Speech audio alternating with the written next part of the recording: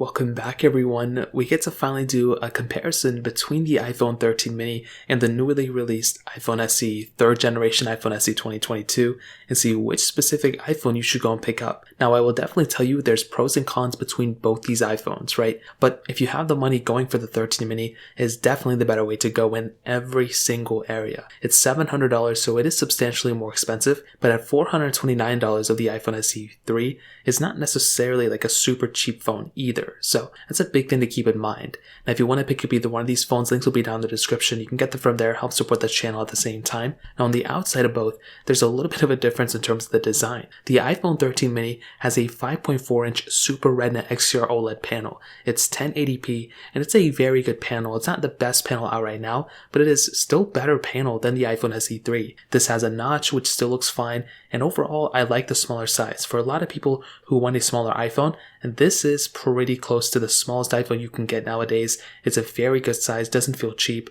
Neither of these phones feel cheap to be honest, but the 13 mini is overall a smaller footprint than the iPhone SE 3. Now the 3 actually does have a 4.7-inch IPS panel, and as I mentioned before, it's not a bad thing. It's a pretty good panel on this phone either too. It's a pretty good panel on this thing too, but it was a good panel, 5 years ago. Nowadays, it just doesn't hold up, that well to this generation. It's an IPS panel, but the panel itself is one story. The bezel around it is the other thing, and I'm gonna definitely tell you, it does kind of creep into how, expensive feeling this phone is and how expensive it looks. It just doesn't really look that great to be honest, and if you have a phone like this nowadays, it is kind of an older looking device. I mean, we have to be honest here, so that's one thing to keep in mind. Home button as well in the front, lightning ports at the bottom, glass backs on both, pretty much the same type of glass back. There's not really a big difference, but we do have a dual camera setup on the iPhone 13. We have a single camera setup on the iPhone SE 3, so another quick thing to keep in mind. Now the 13 mini does have wireless charging with MagSafe. The SE 3 still has wireless charging, but no MagSafe capability. We still have things like IP certification on both, and overall those are the main similarities and the main differences, at least on the outside. Now in terms of the camera, there's also a little bit of a difference. So like I mentioned, the 13 mini has that dual camera setup, a 12 megapixel wide angle lens, and then a 12 megapixel ultra wide sensor, where the iPhone SE 3rd generation has that 12 megapixel wide angle lens, then a 7 megapixel front facing camera. So 12 megapixel front facing camera on the 13 mini, and this is definitely what I'll tell you about the iPhone SE 3 and the iPhone 13 mini. The SE 3's camera is essentially the same thing as the iPhone 8's camera. Now there's some better image signal processing, there's some better things here and there, but at its core, it has almost the same functionality as that camera from many years ago. Now you do have things like portrait mode on it, which is cool, but you're still lacking a lot of the capability that we have nowadays on something like an iPhone 13 mini. A lot of these features cannot be brought over just in terms of a software update. You're missing things like the ultra wide sensor we have on the 13 mini. We also have 4K at 60 on the front of the iPhone 13 mini as well. So because of those things, it gives you an overall better experience on something like on the iPhone 13 mini. Now if you're still utilizing the core camera, just opening up the camera app and just taking photos and videos here and there, you may not notice that big of a difference, and I think that's totally okay. If you're somebody who just wants to use a camera and move on with your life, that's kind of how I am. So I'm not really going to notice these big differences between 4K at 60 and 1080p and this and that, but I will notice small things like the lack of an ultra wide sensor or lack of a telephoto lens. Those things actually do kind of affect me more than really anything else. And the lack of 4K at 60 on the front is also very strange, because that is pretty much the basic resolution we have on pretty much a majority of iPhones out there. So not only iPhones, but also phones in general. So that's another minor thing to keep in mind. I don't think it's a crazy big deal, but the iPhone 13 mini definitely has a much better camera setup here. If it comes down to the core camera features and everything, the 13 mini just circles around the iPhone SE 3rd generation without a doubt, in my opinion. So in terms of that kind of covers it up there. Now in terms of the software longevity, this is kind of an interesting thing between both these phones,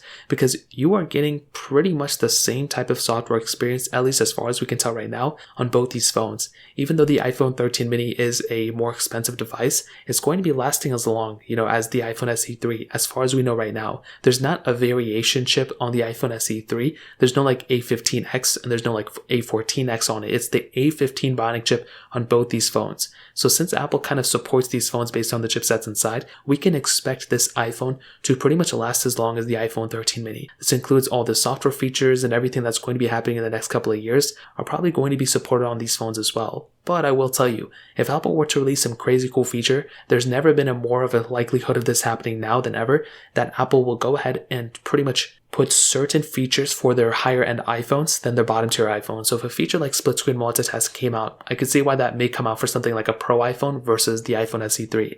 But if the SE3 gets a feature, the Mini is probably going to get a feature and vice versa. So that kind of covers up the longevity of both of these phones. Now in terms of the performance, this is another very basic thing about these devices. They both have the Apple A15 Bionic chip inside of it. They both have 4 gigabytes of RAM as well. And that's really it. They both are going to be giving you almost the same exact performance within them. However, this is a really big thing to keep in mind. The performance is almost identical, I'm sure. So if you're going to go ahead and load up a game on the iPhone SE3 and you load up a game on the iPhone 13 mini, guess what? When you're playing the games, they're probably going to be exactly the same. You do have a low resolution on the iPhone SE3, so there's less pixels to push. So it may give you the ability of looking a little bit faster here and there, here, like just a little bit, but it's not going to be that big of a difference. The performance, is going to be exactly the same. But the difference here, and this is a massive thing, is the gesture-based design on the iPhone 13 mini. Because of that design on that 13 mini, you are going to be getting a much more future-proof design on that phone. So what does that mean? Well, essentially with something like the 13 mini, you are going to be getting a phone that will pretty much be so fluid and be so fast. And with the iPhone SE3, you are stuck with that home button design. You have to continuously click that home button to go into other things, and you have to click it to go home. So really it's only as fast as the home button kind of, swiping it or kind of clicking the home button and having that animation go down. So with the 13 mini, you don't have to wait for that. And I'm going to be honest, that's a really big difference. The iPhone 10 can feel smoother than something like an iPhone SE3 because of that gesture-based design. So that's a big thing to keep in mind. It may not affect to everybody, but after using all these iPhones and using an iPhone with home buttons, without home buttons, and comparing them side by side, that is a big thing I've always realized. So the performance is going to be the same. If you're going to go ahead and load up games, you're going to play games like Genshin Impact or whatever, they're going to be probably the same. There may be some differences at first, but they're probably going to be around the same. But the performance overall, in my opinion, is going to be better on the 13 mini. It's going to give you a feeling that it's faster, even though it's almost like 120 hertz. The 120 hertz doesn't make the phone faster, it just makes it seem faster. Another implementation of this is the gesture-based design, in my opinion. So that kind of covers it up there. Now in terms of battery life, this is kind of another interesting thing.